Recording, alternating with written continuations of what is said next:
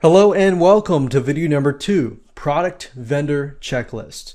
We're going to talk about what you need and what decisions you need to make.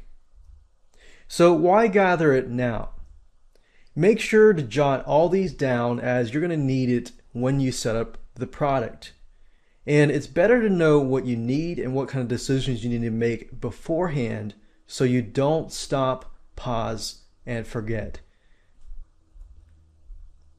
My goal is to get your product onto JVZoo, but you have to do it yourself. So I've created this video course as easy as possible so that you're going to be able to do that. So let's talk about product files. I talked briefly about this earlier. You're going to need, of course, a sales page, a thank you page, content files, whatever that might be, videos, PDFs, reports, ebooks, and so forth. You're going to need those in hand. Now let's talk about the checklist. You're going to need to know the launch date and the time. Now, when you set up your product onto JVZoo, you can set it up to go live at any given day.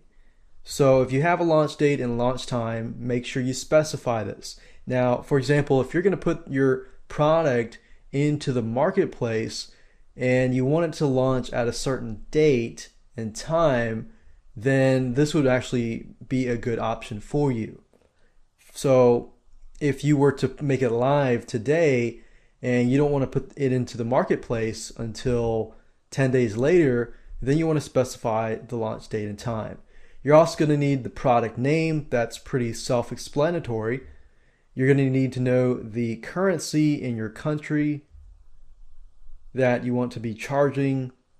You want to know the product price. If you're going to be using dime sales, then this product price will be the maximum price. So if you're going to do dime sales and the maximum that you wanted the product price to be was, let's say, $17, and you start the dime sale at $1, then every time somebody buys, it's going to up itself until it hits $17. So that would be the product price.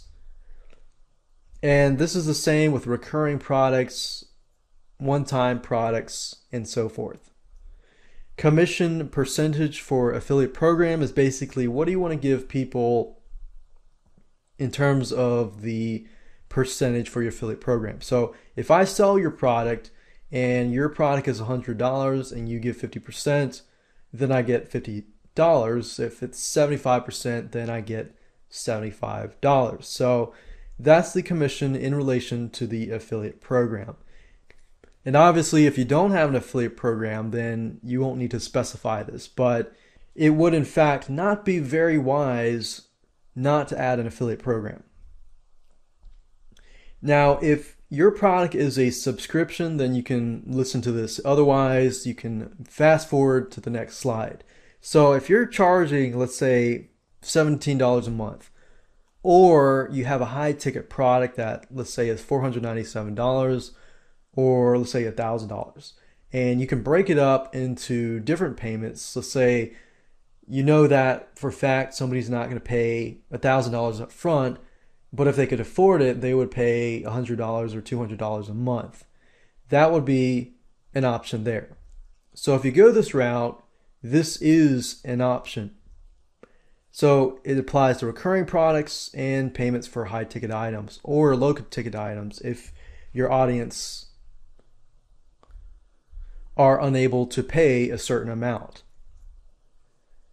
Then you're going to need to know the payment period for X amount of months. So let's say, for example, your membership site was 6 months. So if it's 6 months, the number of payments in those 6 months, and then of course how much your affiliate gets on that first payment. Then the question that you need to ask yourself is, for your monthly, weekly, or quarterly recurring subscription, do you want to offer a trial? If you want to offer a trial, let's say for 7 days, it's $1. If that's the case, then the total price would be $1 for 7 days. And of course, you have the commission payout on the trial payment and you can put the percentage right there. Then you'll want to know the quantity. If you're dealing with intangible products, then you may not need a quantity, but let's say, for example, that you're only offering 50 copies of that one specific product, then you can put quantity there. You want to put your support email. In other words, if people want to contact you, and this is very important because if people can't contact you, then a lot of other issues will arise. So make sure you got a email address for support and a support URL. So obviously support email is definitely a requirement. A support URL would be something like if you have a help desk. And of course, you're going to need to have some sort of landing page, which is an option. You don't have to have a sales funnel, squeeze page, pre-launch page, but that is an option if you want to do that. Otherwise, if you leave that blank, it'll default to the sales page URL. And of course, if your sales page is on the warriorforum.com as a Warrior special offer, Warrior Forum tends to go down or lags a lot. So if your site, your website, your sales page lags, then you're going to lose sales. So if it is on the Warrior Forum, then you can also include a optional sales page, which is a really, really cool feature. You're also going to need to specify the delivery method. You have two choices in this case. You can either upload your files to JVZoo if your product is small in size, or you can have your own thank you page. In this specific video course, I'm going to assume that you're going to go the route of having a thank you page, because if you go the route of uploading your files to JVZoo, then that's an option as well. And also you need to specify whether you want to make your product eligible for product of the day. I don't see why not. That could mean more sales to you, so definitely want to check that box. If you do want to make a dime sale, and of course if you don't, you can always fast forward to the next slide. But if you want to make a dime sale, which basically means that you start out a lower price and then every time somebody buys, it increases a certain amount until it hits a maximum price.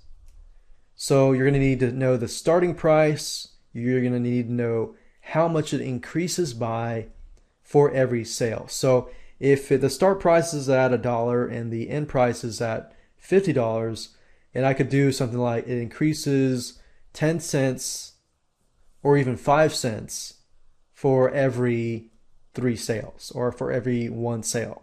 And that's all you need to know. So what I would recommend that you go ahead and do is to jot down everything, make all the decisions in advance so that when we begin to set it up on JVZoo, you're ready to go, and this will not be any roadblock whatsoever, and this will definitely help you get it on to the JVZoo platform immediately. So with that said, let's move on to video number 3 and begin to map out your sales funnel.